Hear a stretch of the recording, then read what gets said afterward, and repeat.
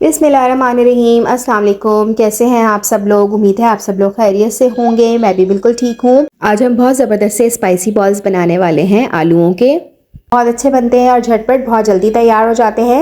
आज हम इसमें सिर्फ ड्राई स्पाइसेस डालेंगे, सिंपल से मसाले डालेंगे और उसको रेडी करेंगे। आज मैं आपको दो तरीक़ों से इसको बनाना बताऊँगी कि ऊपर से क्रिस्प होंगे, अंदर से बिल्कुल सॉफ्ट होंगे। और दूसरा तरीका वो जिनको बिल्कुल क्रिस्पी पसंद है उनके लिए हम बिल्कुल क्रिस्पी रेडी करेंगे। आइए झटपट से अपनी रेसिपी का स्टार्ट करते हैं। यहाँ मैंने तकरीबन आधा किलो आलू लिए हैं। ये मैंने लाल आलू का इस्तेमाल किया है क्योंकि इससे बच्चों के फ्रेंच फ्राइज़ वगैरह और आलू के स्नैक्स बहुत अच्छे बनते हैं और ये अपने अंदर तेल बहुत कम पीते हैं। अच्छा, इन आलूओं को मैंने छील के काट के बॉईल कर लिया है। बॉईल करने के बाद इनको आप अच्छी तरह से मैश कर लीजिए, बिल्कुल बारीक, बिल्कुल आटे की तरह इसको मैश करना है।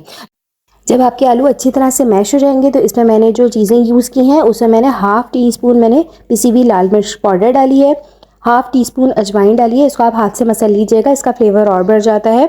हाफ़ टी स्पून से कम मैंने नमक डाला है। हाफ़ टी स्पून मैंने चिकन पाउडर का इस्तेमाल किया है। चिकन पाउडर से फ्लेवर बहुत ज़बरदस्त आता है।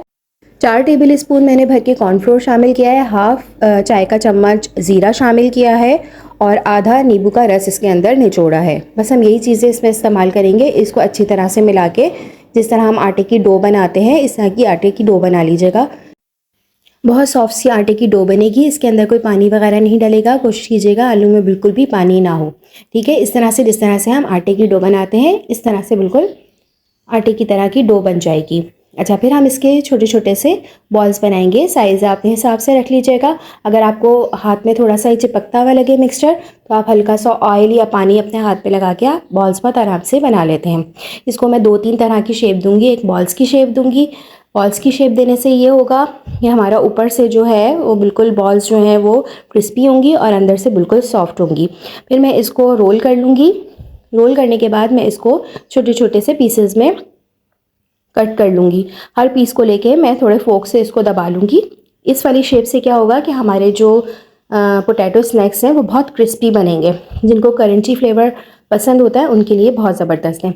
और बाकी जो थोड़ा सा डो बची है उसको मैं सिलेंडर की शेप दे दूँगी। इस तरह की हमारी 3 शेप्स रेडी हो जाएंगी। बहुत आसानी से बन जाने वाला स्नैक है, बच्चों के लंच के लिए तो बहुत ही बेहतरीन है। आप एक दिन पहले ये रेडी करके रख लें, सिर्फ दूसरे दिन आपने फ्राई करना है मॉर्निंग में। मेरे वो व्यूअर्स जिन्होंने अभी तक मेरे चैनल को सब्सक्राइब नहीं किया, मेरे चैनल को सब्सक्राइब कर दीजिए। अगर आपको वीडियो अच्छी लग रही है तो लाइक भी ज़रूर कर दीजिए। अच्छा, अब हम ऑयल अपना गरम करेंगे।